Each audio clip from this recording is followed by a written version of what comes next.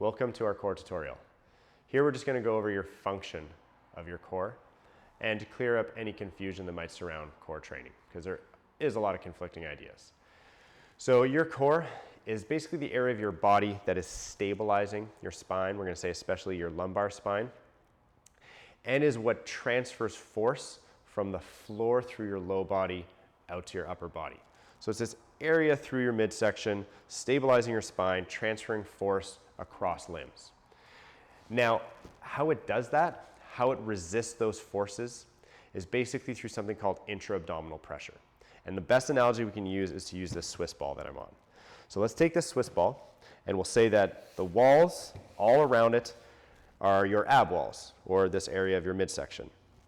Now, as strong as you make those, or as strong and thick as you make this rubber, if you lose the pressure within this ball, if you lose the air, it's still going to collapse. It cannot support or transfer any forces, much like your midsection.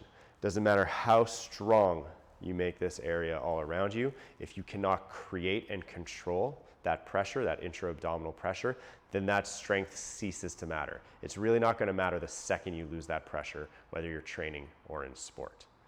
So the whole function of your core is to create and regulate that intra-abdominal pressure, coordinate it with the muscles around so you can hold the pressure, and basically, match that pressure to the demands of what you're doing. So to really control it with breath and with movement. So we're going to go over how to create that pressure a little bit more specifically in another video. But really quickly now, the primary muscle that creates intra-abdominal pressure is your diaphragm. So if you remember from the breathwork tutorial, your diaphragm is your primary respiratory muscle, and it's also your primary core or postural muscle. So it's doing both these things at the same time. It's why it was really important that we trained it at the beginning and first. It's why we started with breath work, so you have good movement of your diaphragm and that you learn how to breathe properly. You basically build and improve your breathing mechanics, and that you can breathe 360 degrees around you. You have that lateral belly breathing. And it's why you want that first. That's what's going to help you to create that pressure. Really quickly though, since your diaphragm is doing both the respiratory function and the core postural function, it can't do both at 100% at the exact same time. So it's basically, if this was stability and this was respiration, it's always trying to fluctuate and find that middle area or what you need based on what you're doing. So if you are extremely exhausted, this is why you usually slump over, sit down, maybe even lie down. It's so your body can get rid of any postural and core demands, and now your diaphragm is just free to breathe and do nothing else. Same as if you see a strength athlete, like a power lifter, let's say, before a deadlift or a max squat, you'll see them breathe in deep, create a bunch of pressure, and then hold their breath. Reason being is now they want their diaphragm to be fully functioning on the stability side of things and not on the breathing. But for us, we're going to learn how to do both at the same time. So we're going to always learn how to control and coordinate it.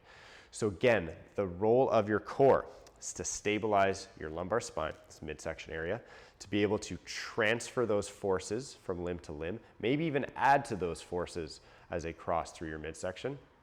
And how it does that is through intra-abdominal pressure. It's the pressure within your midsection.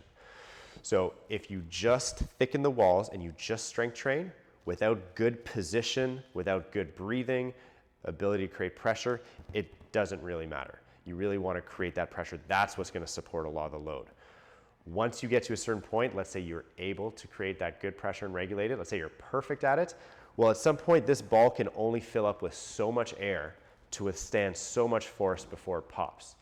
So at that point, you do want to build the thickness of this wall. So you're building the fitness on top of the function. And so that way it can hold more pressure.